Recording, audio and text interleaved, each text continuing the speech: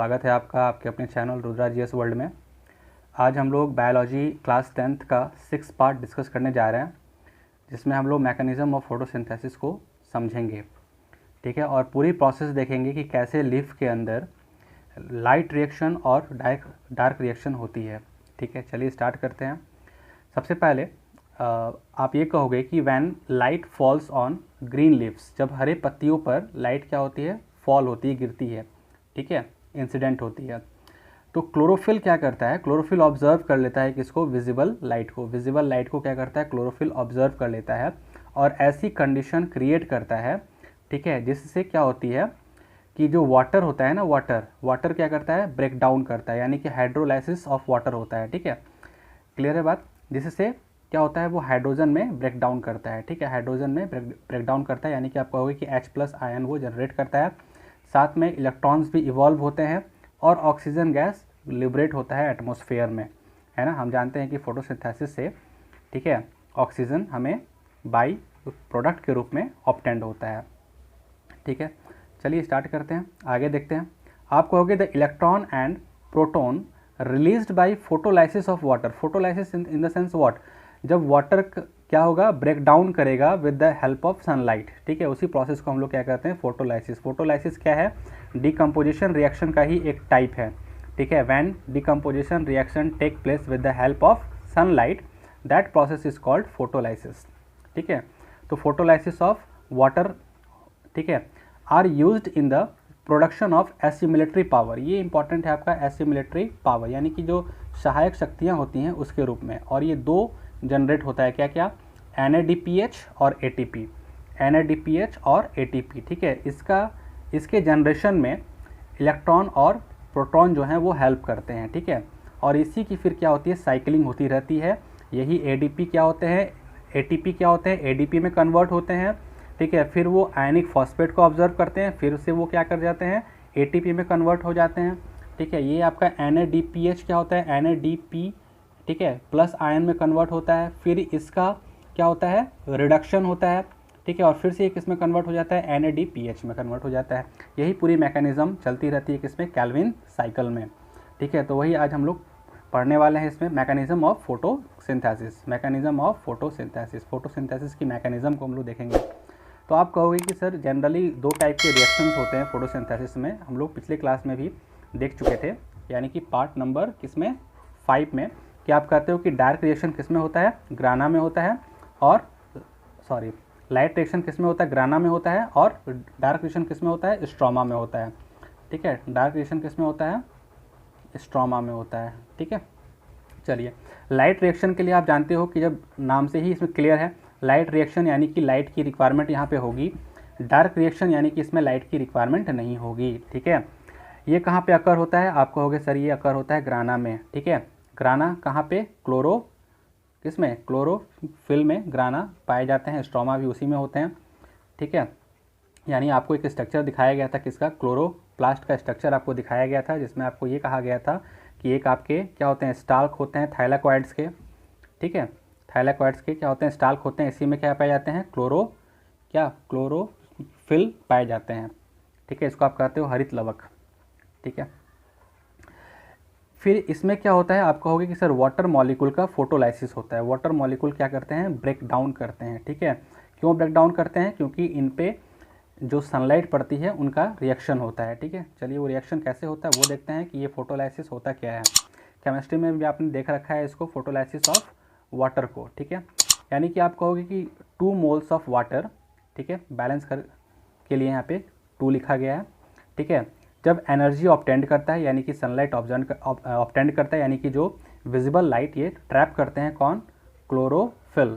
ठीक है, क्लोरोफिल के प्रेजेंस में ये क्या करते हैं, 4H+ आयन में ब्रेक डाउन होते हैं, ऑक्सीजन लिबरेट करते हैं। ठीक है, और 4 इलेक्ट्रॉन्स जनरेट करते हैं। ठीक है, यही 2 जो आपको दिख रहा है ना, इसी का 2 का बहुत इंपॉर्टेंट है।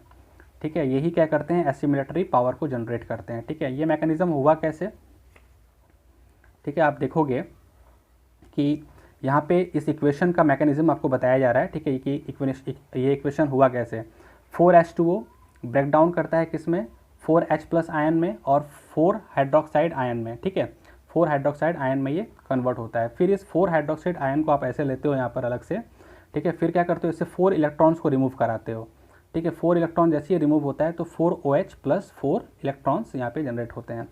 फिर आप इनको लेते हो, ठीक है, 4OH को, और फिर इससे 2H2O प्लस वाटर जनरेट होता है।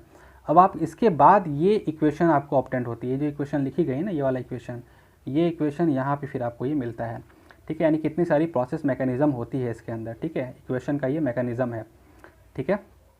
अब आप यहाँ से देखोगे, कैंसिल आउट करते हैं हम लोग इसको और इसको कैंसिल आउट करेंगे, ठीक है। 4OH माइनस को कैंसिल आउट करेंगे, और यहाँ से 2H2O और 4H2O से 2H2O रह जाएगा, ठीक है। 2H2O, यही 2H2O यहाँ बचता है, 4OH प्लस यहाँ बचते हैं, ये यहाँ पे उतर के आएगा और ऑक्सीजन यहाँ पे उतर के आएगा, ठीक है। ये जो 4H प्लस आयन आप देख रहे हो, ये किस में कन्वर्ट होता है, NADPH प्लस में। इसी का क्या होता है, रिडक्शन होता है, ठीक है।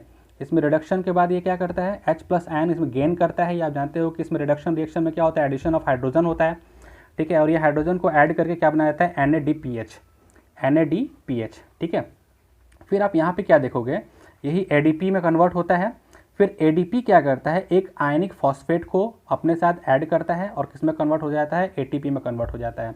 अब आप यहाँ पे ये देखो कि ये ADP का मतलब क्या, आप कहोगे sir adenosine diphosphate, adenosine diphosphate. फिर यहाँ पे एडेनोसिन हो जाएगा, डाई के जगह पे क्या हो जाएगा, ट्राई हो जाएगा, ठीक है, ट्राई फॉस्फेट। इसकी बात करोगे आप, N से होता है निकोटिनामाइड, है ना, A से क्या, एडेनोसिन, डाई से डाई न्यूक्लियोटाइड, और P से फॉस्फेट, ठीक है, P से फॉस्फेट।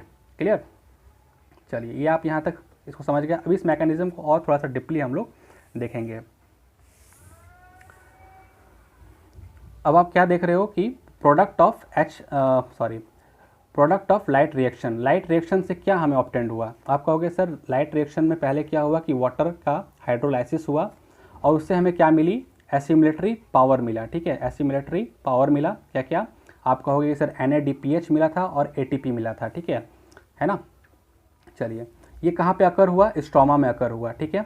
आप कहोगे सर NADPH प्लस मिला, ये क्या किया, गेन ऑफ हाइड्रोजन किया, गेन ऑफ हाइड्रोजन यानी कि इसका क्या हुआ, रिडक्शन हुआ, ठीक है।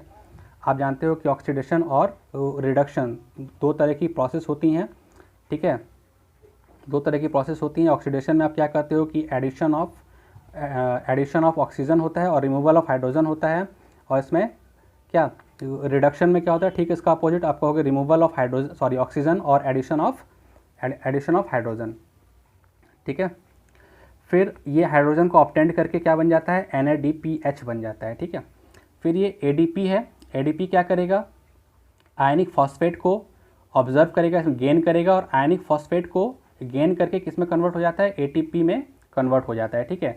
और यही ATP जो है ये एक्टिव प्रोसेस ऑफ ट्रांसपोर्टेशन में हेल्प करता है, ठीक है। यही ATP आपको पहले ही पता, जब बताया गया था कि मटेरियल कैसे ट्रांसपोर्ट होते हैं, दो तरह की प्रोसेसेस होती हैं, एक होता है पैसिव प्रोसेस और एक होता है एक्टिव प्रोसेस, ठीक है। आपने डिफ्यूजन और ऑस्मोसिस के बारे में जान रखा है, ठीक है। जिसमें एनर्जी की रिक्वायरमेंट होती है वो कौन से प्रोसेस होते हैं, एक्टिव प्रोसेस होते हैं, ठीक है। चलिए आप कहोगे ये दोनों के दोनों किस में यूज़ होते हैं, डार्क रिएक्शन में। देखिए लाइट रिएक्शन से डार्क रिएक्शन के एलिमेंट जनरेट हुए, ठीक है। अब ये किस में यूज़ होंगे, डार्क रिएक्शन में यूज़ होंगे, ठीक है। डार्क रिएक्शन कहाँ पे अकर होता है, आप कहोगे सर स्ट्रोमा में अकर होता है, और यहीं पे क्या होती है, ग्लूकोज का क्या होता है, फॉर्मेशन होता है। यहीं पे क्या बनता है, ग्लूकोज बनता है, ठीक है। और जब ग्लूकोज बनता है तो आप कहोगे कि सर कार्बन डाइऑक्साइड गैस भी यहाँ पे क्या होगी, ऑब्जर्व करेगा ये, और क्या करेगा, ग्लूकोज आपको लिबरेट करेगा, ठीक है। अब ये इतना आसान प्रोसेस नहीं है जितना आसान प्रोसेस हम लोग लिख देते हैं कि क्या water plus CO2 is equal to क्या क्या लिख देते हैं हम लोग, ग्लूकोज लिख देते हैं, ऑक्सीजन लिख देते हैं, वगैरह वगैरह लिख देते हैं, ठीक है। ये इतना आसान प्रोसेस नहीं होता है, यहाँ पे कम्प्लीटली एक इंजाइमेटिक प्रोसेस इन्वॉल्व होती है, पूरा इंजाइम्स वहाँ पे इन्वॉल्व होते हैं। और ये इंजाइम्स किसमें पाए जाते हैं, आप कहोगे सर क्लोरोप्लास्ट के अंदर मैट्रिक्स पाए जाते हैं, प्रोटीनिजीनियस मैट्रिक्स होते हैं स्ट्रोमा में, ठीक है। और इसमें बहुत सारे इंजाइम्स होते हैं, वो इंजाइम्स में बहुत सारी प्रोसेसेस होती हैं, ठीक है। जिसको सबसे पहले किसने देखा था, ऑब्जर्व किया था, आप कहोगे कि इसमें कैल्विन, ठीक है, बेंसन एंड बेसम साहब ने, ठीक है, कब, 1953 में, ठीक है। और इस साइकिल उन्होंने कहा कि ये क्या है, साइक्लिक प्रोसेस है, ये एक साइक्लिक प्रोसेस है, ये एक साइकिल में चलने वाली प्रोसेस है। ये ऐसा नहीं कि रुकता नहीं है, ये मतलब एक के बाद एक ये प्रोसेस चलती रहती है। और ये क्या होते हैं दोबारा, आप यहाँ पे देखो NADPH प्लस जो है इसमें कन्वर्ट हुआ, फिर ये क्या करेगा, हाइड्रोजन इसमें लॉस करेगा, फिर से ये बना देगा, फिर ये साइकिलिंग जो है ना इसकी चलती रहती है। उसी तरह से इसकी भी साइकिलिंग क्या है, चलती रहती है। और क्या फॉर्मेशन ऑफ क्या आपका इसमें ग्लूकोज जनरेट होता रहता है, ठीक है। यानी कि फोटोलाइसिस जो है आप कहोगे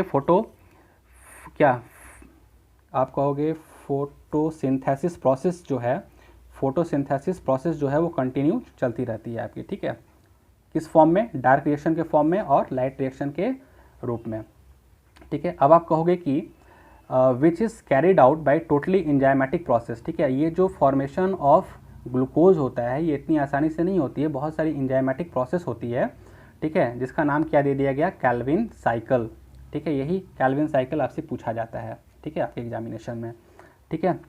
ये होता क्या है, कहोगे जितने भी एंजाइम्स होते हैं, जितने भी एंजाइम्स पाए जाते हैं, मैंने आपको कहा कि क्लोरोप्लास्ट के अंदर जो भी प्रोटीनीजीनियस मैट्रिक्स होती हैं इसी में ये सारे के सारे एंजाइम्स पाए जाते हैं। और इसी को हम लोग क्या कहते हैं, स्ट्रोमा भी कहते हैं, ठीक है। स्ट्रोमा में ऑब्टेंड होते हैं, यानी आप कहोगे कि जितने भी एंजाइमेटिक प्रोसेस होती हैं वो किसमें होती हैं, स्ट्रोमा में होता है, ठीक है। और स्ट्रोमा में ही क्या होता है, डार्क रिएक्शन होता है।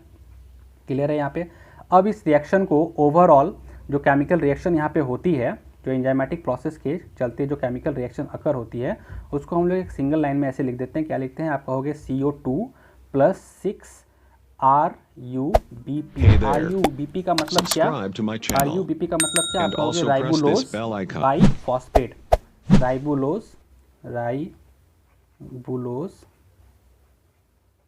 बाइफॉस्फेट, ठीक है, राइबोलोज बाइफॉस्फेट, ठीक है, समझ रहे हो आप, RUB और P फॉस्फेट, ठीक है, बाइफॉस्फेट, राइबोलोज बाइफॉस्फेट, क्लियर। और ये 18 ATP में कन्वर्ट होता है, 18 ATP। अब आप सोचोगे ये 18 ATP क्या है, यही से ब्रेक डाउन होता है दो पार्ट में। आप कहोगे कि 18 ADP बनेगा पहले, और ये क्या करेगा, इसमें 18, ठीक है, आयनिक फॉस्फेट ऐड होगा, ठीक है, आयनिक फॉस्फेट ऐड होगा तो ये क्या बन जाएगा, 18 ADP बन जाता है, ठीक है। उसी तरीके से इसमें क्या होता है, 12H+ आयन ऐड होते हैं तो ये किसमें कन्वर्ट हो जाता है, NADPH में कन्वर्ट हो जाता है, ठीक है। और यही जो साइकिल है, इसी साइकिल को हम लोग क्या कहते हैं, कैल्विन साइकिल। आप ये कहोगे कि जितने भी बायोकेमिकल रिएक्शंस जो हैं, ये जितना भी एंजाइमेटिक प्रोसेस के चलते जो केमिकल रिएक्शंस अकर होती हैं, ठीक है, आप कहोगे ये बायोलॉजिकल केमिकल रिएक्शंस जो भी हो रही हैं वो वन आफ्टर अनदर होती रहती है, किसके फॉर्म में, एक साइकिल के फॉर्म में, ठीक है, एक साइकिल के रूप में। फिर आप क्या करोगे, फिर ये देख रहे हो कि फिर क्या कर रहा है, ये ब्रेक डाउन कर रहा है, फिर ये क्या कर रहा है, कार्बन डाइऑक्साइड गैस ले रहा है और क्या कर रहा है, देख रहे हो आप, ग्लूकोज में कन्वर्ट हो रहा है, फिर ये 6 है ना, राइबोलोज बाइफॉस्फेट यहाँ पे जनरेट कर रहा है, और फिर ये ब्रेक डाउन कर रहा है किसमें, ADP में। देखो फिर ये किस में कन्वर्ट हो गया, ADP में, 18 ADP, ठीक है। और किस में कन्वर्ट हो गया, 18 PI में, है ना, इनऑर्गेनिक फॉस्फेट में, ठीक है। और फिर किस में कन्वर्ट हो गया, ये कहोगे 12 NADPH+ में। और फिर ये साइकिल कंटिन्यू जो है ये चलती रहती है, ठीक है। और क्या होता है, फ्लो ऑफ एनर्जी जो है वो मेंटेन रहता है, ठीक है। यानी कि जो मैकेनिज्म ऑफ फोटोसिंथेसिस है वो बरकरार रहती है, चलती रहती है। इसको अगर हम लोग डायग्राम के रूप में देखना चाहें तो आप इस तरह से डायग्राम के रूप में इसको आप देख सकते हो, ठीक है। आप ये कहोगे कि सर ये पूरा का पूरा क्या है, क्लोरोप्लास्ट है, ठीक है, ये पूरा का पूरा क्या है, ठीक है, क्लोरोप्लास्ट है, ठीक है। सनलाइट यहाँ से ऑब्जर्व हो रही है, ठीक है। ये क्या है, स्टाक ऑफ थाइलाकॉइड्स है, ठीक है। आप कहोगे सर ये क्या है, ग्राना है, ठीक है, आप इसको कह दोगे ग्राना, क्योंकि यहाँ पे लाइट रिएक्शन होती है। यहाँ पे क्या होता है, वाटर जैसे ही जाता है और ये किस में कन्वर्ट होता है, ऑक्सीजन में, ठीक है। और यहाँ पे क्या होता है, कार्बन डाइऑक्साइड गैस इसको मिलती है डार्क रिएक्शन में, और यहाँ से ग्लूकोज जो है जनरेट होता है, ठीक है, ग्लूकोज जो है जनरेट होता है। अब यहाँ पे देखो साइक्लिक रिएक्शन कैसे होती है, साइक्लिक रिएक्शन कैसे होता है। आप कहोगे कि यहाँ से क्या हुआ, यहाँ से आप कहोगे कि सर ये जो ATP है, ATP और NADPH, ठीक है, ये ATP इस साइक्लिक रिएक्शन के साथ आके फिर किस में कन्वर्ट होती है, ADP में कन्वर्ट हो जाती है, ठीक है, ADP में कन्वर्ट हो जाती है। और उसके बाद ये NADPH फिर क्या होता है, कन्वर्ट हो जाता है NADPH+ में, और ये एक साइकिल कंटिन्यू बनाता रहता है, यानी फिर इससे ये बनेगा, फिर इससे ये बनेगा, ये है ना क्या, वन आफ्टर अनदर ये साइकिल चलती रहती है। और इस तरह से इस साइकिल का नाम पड़ गया क्या, कैल्विन साइकिल। सबसे पहले कैल्विन साहब ने लिखा था कब, 1953 में। ठीक है, चलिए फिर मिलते हैं हम लोग नेक्स्ट वीडियो में। ठीक है, तब तक के लिए थैंक यू, बाय बाय।